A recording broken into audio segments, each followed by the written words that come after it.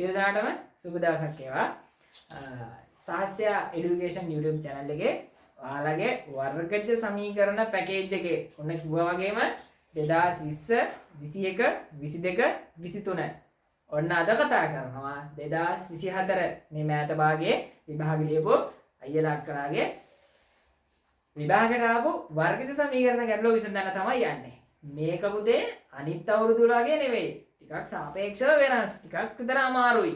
අපි ලස්සනට සාකච්ඡා කරලා බලමු. ඔන්න ඔයාලට පොරොන්දු වුණා වගේම පැකේජ් එක අදින් වර්ගජ සමීකරණ පැකේජ් එක අවසන් වෙනවා.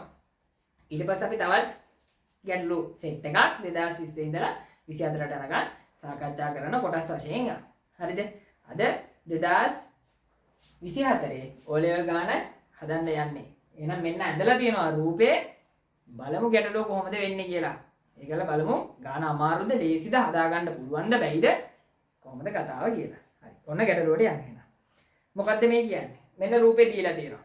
මේ රූපෙට අනුව ඒගොල්ලෝ කියනවා උපන්දින කේක් එකක මතු පිට ඍජුකෝණික සමද්විපාද ත්‍රිකෝණයක හැඩයෙන් යුක්ත වේ.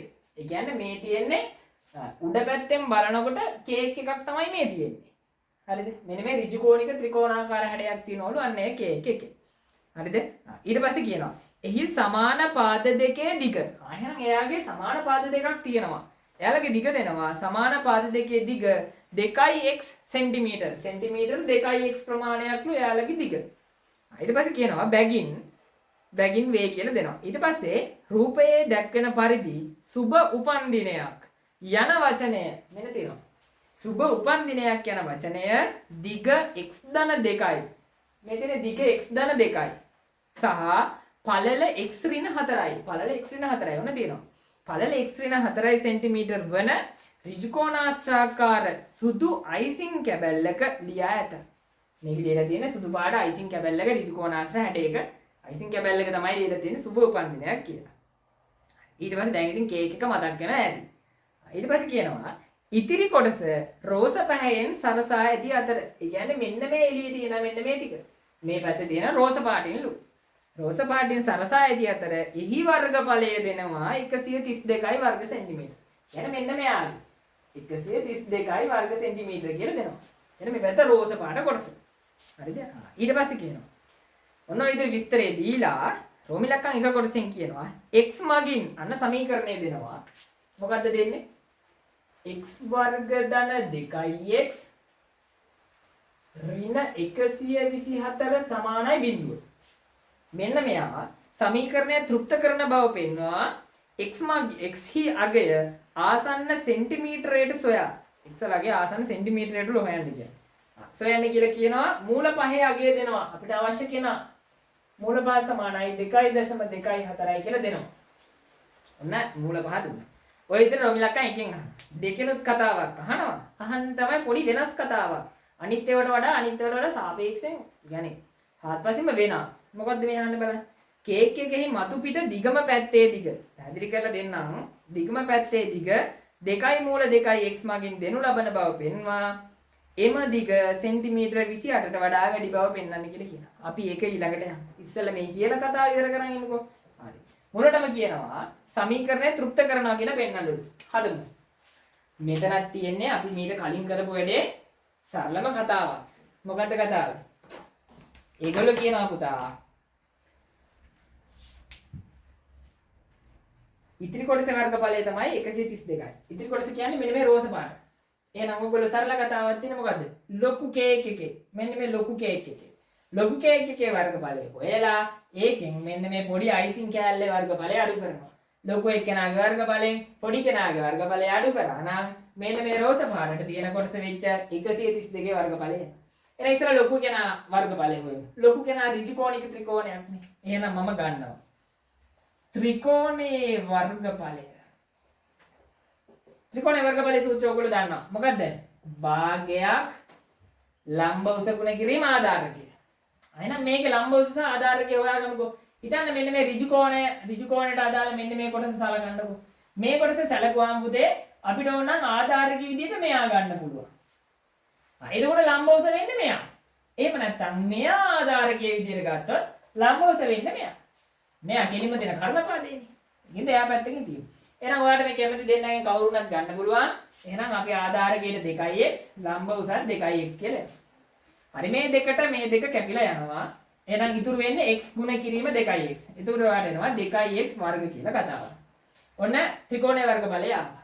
ඊට පස්සේ අපි යනවා ඍජු කෝණාශ්‍රයේ වර්ගඵලය. එහෙනම් ඔන්න මම ඍජු කෝණාශ්‍රයෙන් දා වර්ගඵලය. අර අයිසින් තියෙන්නේ. එයාගේ වර්ගඵලය. එයාගේ වර්ගඵලය දිග වැඩි කිරීම පාරන. දිගට එනවා පුතා x ධන 2යි පල්ලට එනවා x ඍණ 4යි. ඔය දෙක ගුණ කරාම x ගෙන් ගුණ කරාම x වර්ග මෙයාගෙන් x ඍණ 4ෙන් ගුණ කරාම ඍණ 4යි x. ඊට පස්සේ මෙයාගෙන් 2ෙන් x ගුණ කරාම ධන 2යි x 2යි x. ඊට පස්සේ 2ෙන් ඍණ 4 ගුණ කරනවා ධනයි ඍණයි ඍණ දෙවරක් 4 8යි කියලා එනවා.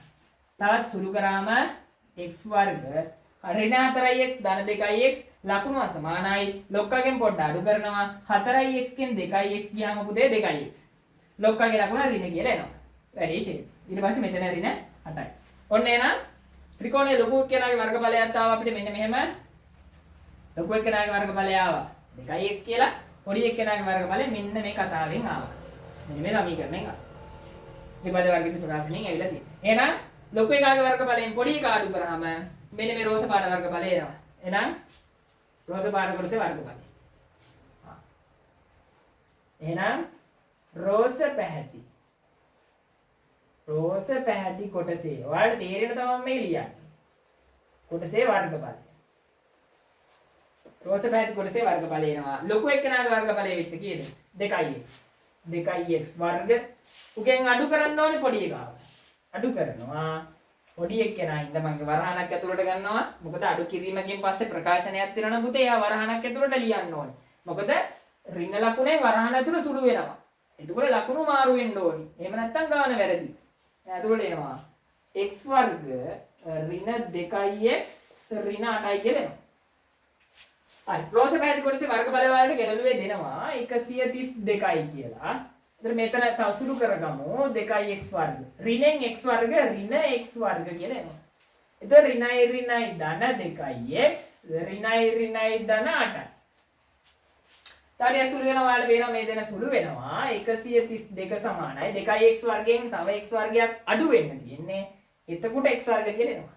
ඊට පස්සේ එනවා ධන 2x ධන 8යි. හරි. ලස්සනට මේ පැත්තක් තියෙනවා. ඔයා දන්නවා එක පැත්තක් බිඳුව වී යුතුයි. එහෙනම් මම මේ පැත්තේ වර්ගපදේ ධන හින්දා මෙන්න මේ පැත්තේ තියෙන පූර්ණ සංඛ්‍යාව මම මෙහෙට අරන් යනවා. එතකොට එනවා පුතේ x වර්ග ධන 2x ධන 8යි. එතකොට සමාන ලකුණේ මේ පැත්තේ හිටියේ ධන 132. මෙහෙට යන්නේ ඍණ 132යි. එතකොට සමාන ලකුණේ මේ පැත්තේ බිඳුව බවට පත් වෙනවා. එළුවන්නේ. එහෙනම් අවසාන සුළු කරලා ලස්සනට අපි ගන්නවා යාලා පෙන්නන්න කියපු කෙනා මේ දෙන සුළු කරාම පුතේ එනවා ඍණ 124ක් සමානයි බිඳුව.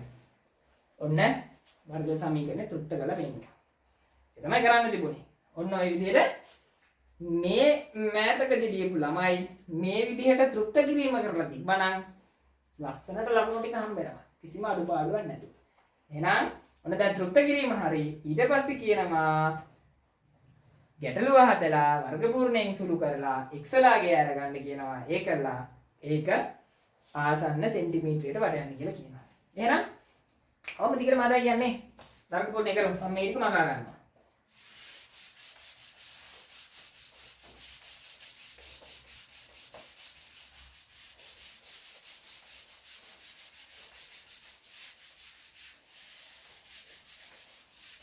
එතනම ගැටලුව හදලා දැනට වැඩේ හුරු වෙන්න ඕනේ. ඒක තමයි ලේසි. හරි. දැන් ඉතින් වර්ග පූර්ණ ඊසි වෙන්න ඕනේ. අර කලින් වීඩියෝස් හතරම බැලුවා නම් දැන් වර්ග පූර්ණ ඊසි. කතාව ලේසි. එහෙනම් ඔන්න x වර්ග 2x ඍණ 124 සමානයි බිඳුව. පට ගාලා හදනවා. ඍණ 124 එහා පැත්තට යනවා.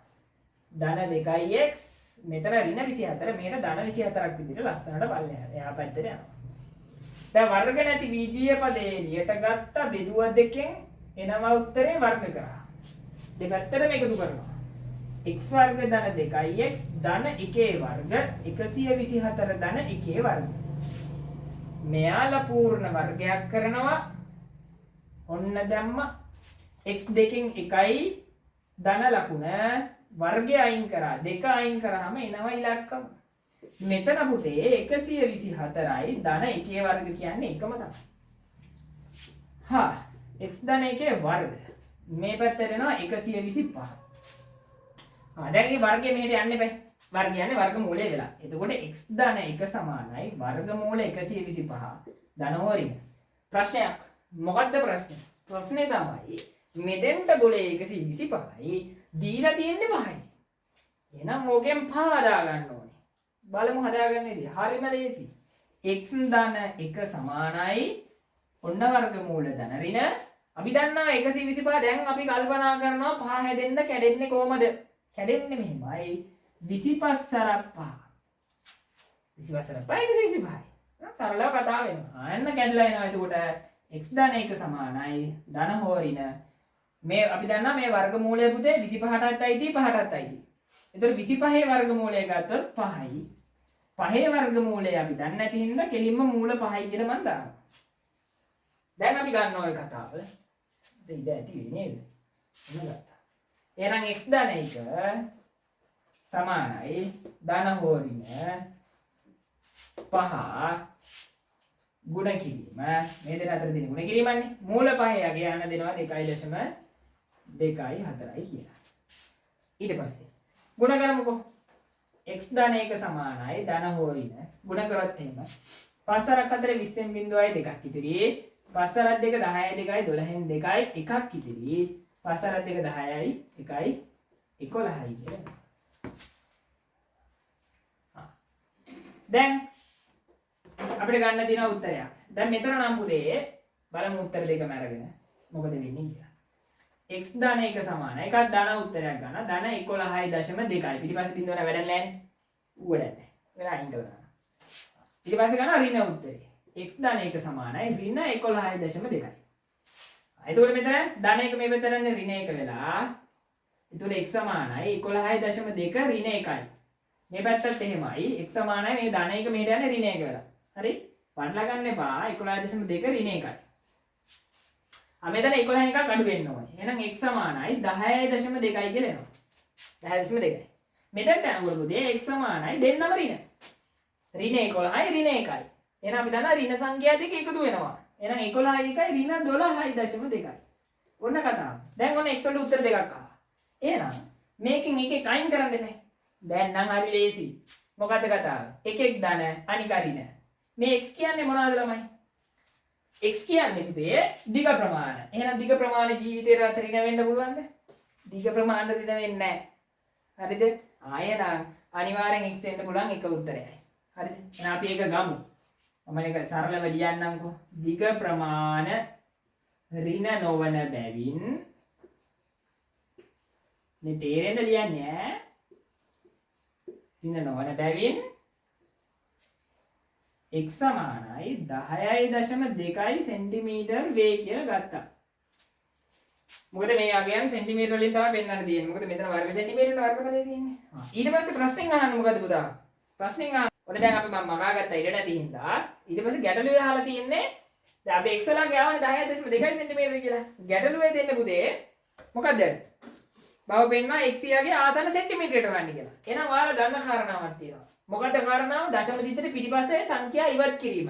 දශම දිත්තේට පිටිපස්සේ තියෙන සංඛ්‍යා ඉවත් කිරීම මොකද වෙන්නේ පුතේ? අපි ඒ කියන්නේ වැටීම කියලා තමයි ඔකට කියන්නේ. මොකද කරන්නේ? අපි දන්නවා වටේනකොට තියෙන ඉලක්කම 5 හෝ 5ට වැඩි නම් 5 හෝ 5ට වැඩි නම් ඉස්සරහට එකක් එකතු කරනවා. එහෙම නැත්නම් 5ට වඩා අඩු නම් ඒ කියන්නේ 1 2 3 4 තිබුණොත් කිසිම වෙනසක් කරන්නේ නැහැ. ඌ කෙලින්ම අයින් කරලා දානවා. අයින් කරලා දාලා සාමාන්‍ය විදිහට උත්තරේ ලියනවා. එහෙනම් මෙතෙන්ට යනකොට පුතේ මේ දෙක කියන්නේ 5ට වඩා අඩුයි. එහෙනම් අපිට කිසිදු වෙනසක් වෙන්නේ නැහැ. x වලගේ එනවා කෙලින්ම 10යි සෙන්ටිමීටර කියලා. ඔන්න එහෙනම් x වලගේ අපි ආසන්න සෙන්ටිමීටරයට හිමුවා. එහෙනම් ඔන්න 2023 ඒ කියන්නේ 24 මේ කලින් දීපු බැච් එකේ ළමයි මෙන්න මේ කොටස හරියට කරලා තිබුණා නම් ඒගොල්ලන්ට ගැටලුවේ භාගයක් විතර දැන් ඉවරයි. හරිද? භාගයකට විතර ලකුණු හම්බෙලා තියෙනවා. භාගයකට වැඩි ප්‍රමාණයක ලකුණු හම්බෙලා තියෙනවා. දැන් අපි යන්න ඕනේ මොකටද? ඊළඟට රෝමි ලක්කම් දෙකෙන් තියෙන අර අමුතු කොටසට. ඒක ටිකක් විතර වෙනස්. හරිද? වෙන අවුරුදු වලට වඩා ටිකක් අර මේ මේ පාර එක්සෑම් එක ටිකක් අර ගැඹුරු වෙන්න දීලා තියෙනවානේ ගැඹුරු වෙන්න ටිකක් තර අමාරු වෙන්න දීලා තියෙනවා. හරිද? එහෙම කියලා අපිට වැඩේ අතාරින්න බෑ. කොහොම හරි හදන්න ඕනේ. වැඩ කරපු ළමයි ගොඩ දාගන්න පුළුවන් මේක. එහෙනම් අපි යම් අර දෙවෙනි කොටසෙන් අහලා තියෙන පොඩ්ඩක් වෙනස් කාරණාවට. එහෙනම් මොකක්ද පුතේ කියන්නේ? ඒකේ කියන මෙහෙම කතාවක්. මොකද්ද? කේක් එකෙහි මතු පිට දිගම පැත්තේ දිග. අන්න තමයි කතාවනේ. මේ දෙන්නේ කේක් එක. කේක් එකට පුතේ පාද තුනක් තියෙනවා. මොකද ත්‍රිකෝණාකාරයිනේ. එහෙනම් මෙතන මතු පිට දිගම පැත්තේ. එතකොට දිගම පැත්තක් ගන්නකොට ඔයාලට මේ පාද දෙක ගන්න බෑ. හේතුව ඒ දෙන්න ඔයාලට පේනවා බැලු බැලමට තියෙන දිගින් සමානයි. ඒකල කියනවනේ ඒගොල්ලෝ දිගින් සමානයි කියලා. එහෙනම් පාද දෙක දිගින් සමානයි නම් දිගම එකක් ගන්න බෑනේ.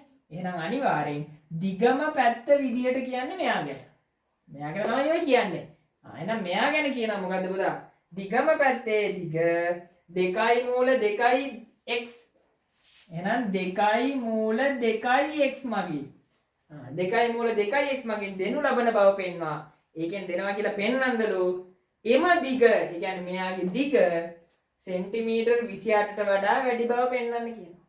එහෙනම් පුතේ ඉස්සෙල්ලා මූ වෙනවා කියලා පෙන්වන්න බෑ. එහෙනම් මූ පෙන්වන්න අපි දැන් කල්පනා කරන්න ඕනේ මොකක් හරි සිදුවීමක්. සිටුේෂන් එකට ගැලපෙන කෙනෙක් හොයාගන්න ඕනේ. හරි. බලන්න. අපි දන්නවා ත්‍රිකෝණයක පුතේ පාදයක දිගක් හොයන්න තියෙන ක්‍රමයක්. ඔයාලා දන්නවා. මොකද්ද ක්‍රමය?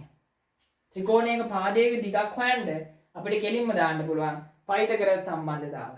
පයිතගරස් සම්බන්ධතාවයේ මගින් අපි බලමු මෙන්න මේ කර්ණපාදයේ ඍජු කෝණයට ඉදිරියෙන් තියෙන කර්ණපාදයේ දිග මෙන්න මෙයා ලැබෙනවද කියලා. අපිට පයිතගරස් දාන්න මෙයාට සංකේතයක් නැහැනේ. ඒ කියන්නේ මම මෙයාට සංකේතයේ විදියට පාවිච්චි කරනවා y. y කියන එක නේද? මෙයා එන්න ඕනේ 2 මූල 2x එන්න ඕනේ. බලමු එනවද කියලා. එහෙනම් ඔන්න පයිතගරස් සම්බන්ධයි. එහෙනම් මම ලියනවා පයිතගරස් ප්‍රමේය මගින්. පයිතගරස් ප්‍රමේය මගින් තමයි දැන් ගැටලුව හදන්න යන්නේ. අපි දන්නා පයිතගරස් ප්‍රමේය මොකද්ද පුතේ? කර්ණපාදයේ වර්ගය. එහෙනම් කර්ණපාදය කියන්නේ y වර්ග සමානයි. කර්ණපාදයේ වර්ගය ඉතිරි පාදවල මෙන්න මේ දෙන්නගේ ඉතිරි පාදවල වර්ගවල එකතුවට සමාන වෙනවා. එහෙනම් ඉතිරි පාදවල වර්ග කියනකොට මෙතන එනවා 2x වර්ග. sorry 2x වල වර්ග. එකතු කිරීම අනිත් පාදයේ වර්ගයේ එකතුවට 2x වල වර්ග. ඔන්න බලමු හදාගෙන ගිහිල්ලා මොකක් හරි වෙයි. y වර්ග සමානයි. 2x වල වර්ග આવුත් ඔයා දන්නවා 2 වර්ග කියන්නේ 4යි x වර්ග කියන්නේ x වර්ගම තමයි. මෙතන 2 වර්ග 4යි මෙතනත් x වල වර්ග කියන්නේ x වර්ග තමයි. තවත් සුළු වෙනවා පුතේ y වර්ග සමානයි. 4යි x වර්ගයට තවත් 4යි x වර්ග කියන්නේ 8යි x වර්ග කියලා එනවා. දැන් අපි දන්නවා y තනි කරගන්න වර්ගයේ මෙහෙට යන්න ඕනේ වර්ග මූලය වෙලා. එහෙනම් y සමානයි වර්ගමූල 8x වල වර්ග.